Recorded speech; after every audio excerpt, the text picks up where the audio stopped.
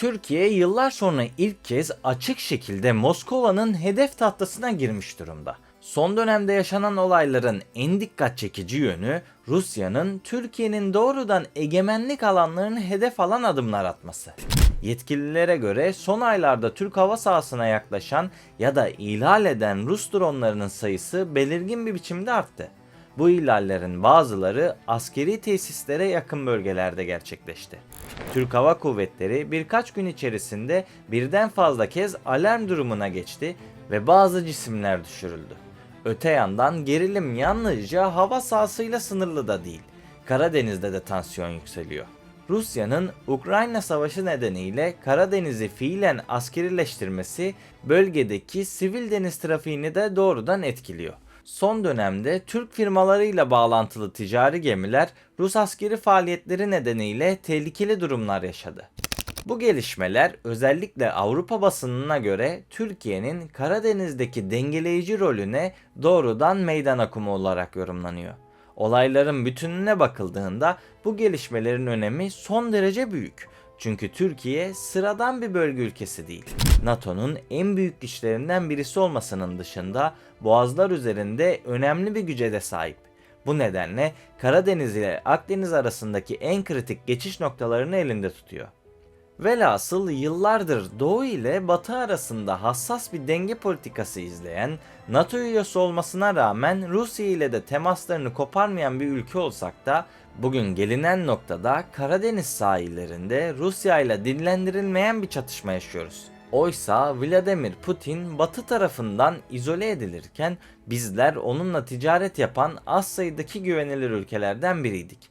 Peki ne oldu da Rusya bizim üzerimize oynamaya başladı? Videoyu beğendiysen analizime başlıyorum.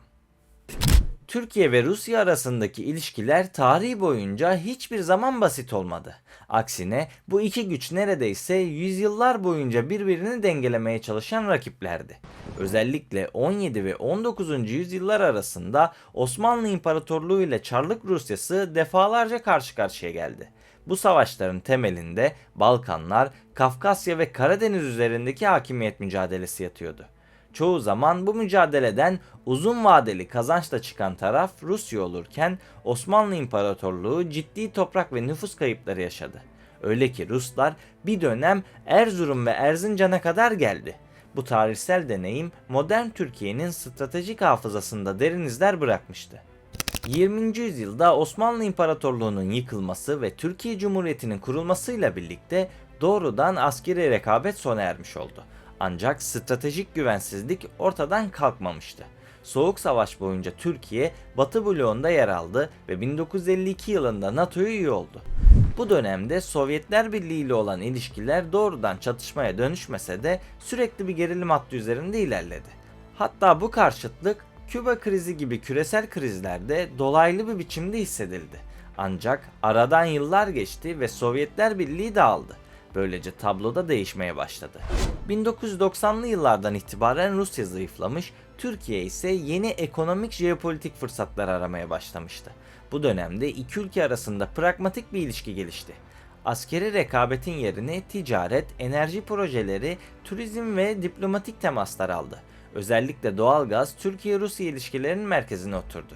Türkiye enerji ihtiyacının önemli bir bölümünü Rusya'dan karşılarken Rusya da Türkiye üzerinden Avrupa'ya açılan bir kapı buldu. Ki bu özellikle pandemi sonrası ve Ukrayna Savaşı sonrası Rusya için çok değerliydi. Dolayısıyla bu işbirliği iki liderin benzer yönetim anlayışlarıyla daha da pekişti. Hem Vladimir Putin hem de Recep Tayyip Erdoğan ülkelerini güçlü liderlik altında yeniden ayağa kaldırdıklarını savunuyor ve karşılıklı olarak fayda sağlayan bir ilişki kuruyordu. Ancak bu ilişki hiçbir zaman tam anlamıyla bir ittifaka dönüşmedi. Çünkü sahadaki çıkarlar sık sık çatışıyordu. Bu çatışmanın ilk büyük kırılma noktası ise 2015 yılında yaşandı. O dönemler Türk hava sahasını ihlal ettiği gerekçesiyle bir Rus savaş uçağının düşürülmesi iki ülkeyi neredeyse savaşın eşiğine getirmişti. Moskova sert ekonomik yaptırımlar uyguladı. Turizmi durdurdu, Türk ürünlerini boykot etti ve Suriye'de askeri varlığını arttırdı. Bu olay iki ülke arasındaki stratejik ortaklık söyleminin ne kadar kırılgan olduğunu da açıkça ortaya koymuştu. Öte yandan Suriye Savaşı ise bu kırılganlığın en temel nedeni sayılabilir. Rusya, Esad rejimini ayakta tutmak için sahaya inmişti. Hatta Suriye'de doğrudan Rus ordusu olarak kabul edilmeyen paralı askerler vardı. Zaten o paralı askerlerin başında Putin daha sonra yok etti. Ama bu başka bir videonun içeriği ve konusu, o yüzden biz konumuza geri dönelim. Çünkü Türkiye hem sınır güvenliğini sağlamak hem de özellikle YPG gibi yapıların güçlenmesini engellemek istiyordu. Libya, Karabağ ve Kafkasya'da da benzer şekilde karşıt pozisyonlar alınmıştı. Tüm bu alanlarda Türkiye ve Rusya ortak değil, tam tersine rakip aktörler olarak hareket ediyordu. Ukrayna Savaşı ile birlikte dengeler daha da değişti. Türkiye bir yandan Ukrayna'ya Bayraktar TB2 gibi silahlı insansız hava araçları sağlayarak sahada belirleyici bir rol oynuyordu. Diğer yandansa Rusya'ya yönelik Batı yaptırımlarına katılmayarak arabulucu rolünü sürdürdü. Bu durum Rusya'nın Türkiye'ye olan bağımlılığını arttırıyordu. Ankara, Moskova için hem ekonomik bir nefes borusu hem de diplomatik bir temas haline geldi. Ancak son aylarda yaşanan askeri provokasyonlar bu dengeyi günden güne bozmaya başladı. Dolayısıyla bu gelişmelerin ardından Türkiye'de belirgin bir politika değişimi başladı. Ankara, Batı ile ilişkilerini hızla onarmaya yöneldi.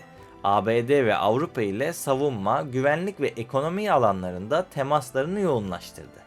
Rusya'dan alınan S-400 hava savunma sistemlerinin geleceği yeniden tartışılmaya başlandı. Enerji alanındaysa Rusya'ya olan bağımlılığı azaltmak için bazı adımlar atıldı. Velhasıl bugün gelinen noktada Türkiye ile Rusya arasındaki ilişki yeni bir kırılma eşiğinde bulunuyor. Kim bilir, belki de Ankara açısından Rusya artık istikrar sağlayan bir ortak değil de risk üreten bir aktör olarak görülmeye başlanmış durumda. Bu nedenle Türkiye, Batı ile ilişkilerini yeniden güçlendirmeyi, stratejik dengeyi kendi lehine çevirmeyi hedefliyor. Bunun dışında ikinci ve hatta üçüncü alternatifler de arıyor. Zaten bunların videolarını da yaptım. Şu anda Pakistan ve Arabistan'la sıcak temaslar devam ediyor. Dilerseniz o videoları da izleyerek detaylı bilgi sahibi olabilirsiniz. Ancak şunu söylemem gerekiyor ki bu dönüşüm ideolojik değil, tamamen güç dengelerine dayalı bir tercih. Bunun dışında Türkiye-Rusya hattında gerçek bir kopuş yaşanırsa bu sadece iki ülkeyi değil, birden fazla ülkeyi de etkileyecektir. Rusya açısından bakıldığında ise Türkiye ile yaşanan bu gerilim Moskova'nın giderek yalnızlaştığının bir göstergesi. Sert güç politikası yalnızca Ukrayna'da değil, çevre ülkelerle de ilişkilerde yeni cepheler açıyor. Eğer Türkiye, Ukrayna'ya verdiği askeri ve siyasi desteği arttırırsa bu durum savaşın seyrini doğrudan etkileyebilir. Ama bu ne kadar mümkün, orası elbette tartışılır. Boğazlar üzerindeki kontrol ve ekonomik kaldıraçlar da Ankara'ya önemli kozlar sunuyor. Lafın özü arkadaşlar, olumsuz bir olasılığı Allah göstermesin ama önümüzdeki aylar hem Türkiye hem de Rusya için kritik olacak. Sizce Rusya ve Türkiye arasındaki bu ilişki yeniden dengelenebilir mi, yoksa kalıcı bir kopuş kapıda mı? Türkiye ve Rusya bundan sonra nasıl bir yol izleyecek? Yorumlarda fikirlerinizi belirtmeyi, videoyu beğenmeyi ve 200.000 abone yolunda kanala abone olarak bana destek olmayı unutmayın. Bu küçük katkılarınız benim için gerçekten çok değerli ve video sizin destekleriniz sayesinde yeni insanların önüne düşüyor. Beni buraya kadar dinlediğiniz için teşekkür ederim. Bir sonraki videoda görüşmek üzere. Kendinize iyi bakın, sağlıkla ve barışla kalın.